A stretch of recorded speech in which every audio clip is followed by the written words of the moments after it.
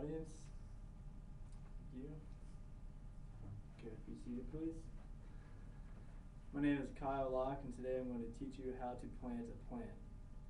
In the book of Genesis, God Almighty first planted the garden. With the right tools and knowledge of what you are doing, this is quite a simple process. I've been working in gardens since I was a child, and now I'm employed at a large retail nursery specializing in plant care skills and knowledge.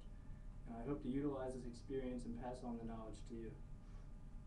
First, I will discuss pre-planting, research, and testing, and proper tool and soil selection. Then I will teach you how to plant the plant right. And third, I will teach you post-planting techniques and care to ensure plant survival. First, you must have everything prepared. You need to check to make sure your plant is suitable for the zone that you're in, which is zone 7. Then you need to research the soil conditions for that plant. Then you need to visualize where you want to plant it and see it fully grown. Once you decide, go and dig a foot deep where you decided and check the soil there to see that it consists of what the plant wants. If it doesn't, you need to go buy it from a retail nursery nearby. Experts now say that soil quality is twice as important as plant quality. I recommend a mix of sand, topsoil, and planting mix. Then you need to make sure that you have all the necessary tools for planting. This includes a sturdy shovel, gloves, shoes, a pail of water, and of course your plant. I've gone over all the pre-planting techniques and procedures. Now I'm going to move on to the planting process.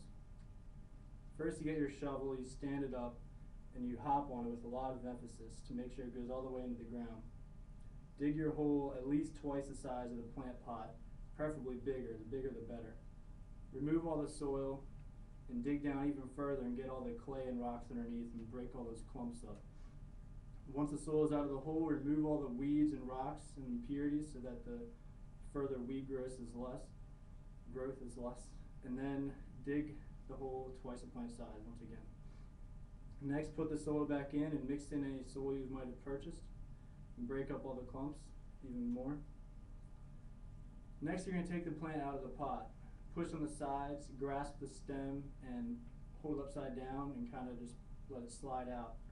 After this, you're going to pull all the weeds out so that they're ready to grow out into the hole. Next, you're going to align the soil so that the plant's ready to go in the hole so that half of it's going to stick up out of the ground.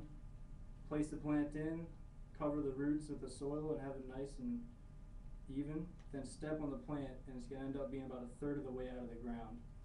Make sure it's level and looks nice, of course. Water it thoroughly after this. I've taught you the proper steps for planting your plant, how to dig the hole, mix the soil, and plant it. And next I'm going to move on to post-planting care. For the entire year, it needs to be mulched and weeded at least the vicinity of the hole that you dug, but as large as you can make it out, honestly.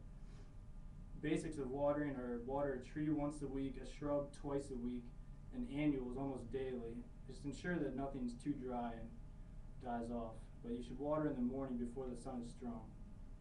Every plant has different habitats, and it's your responsibility to know these suitable conditions and take care of it. I assure you that once your plant is thriving due to your steadfast care, it will be well worth the effort. I've taught you how to care for your plant after planting. Your final act is to go out and buy it and do it. Now you should have a good idea how to plant your plant. We've discussed site selection, pre-planting procedures, the planting process, and post-planting care. Hopefully, equipped with all this knowledge, you'll make use of it and plant as much as you can. Voltaire, the Renaissance man of the French Revolution, and one of the most highly regarded intellectual thinkers in history, said that his greatest achievement was planting some 4,000 trees. And then to quote the last line of Candide, let us cultivate our garden.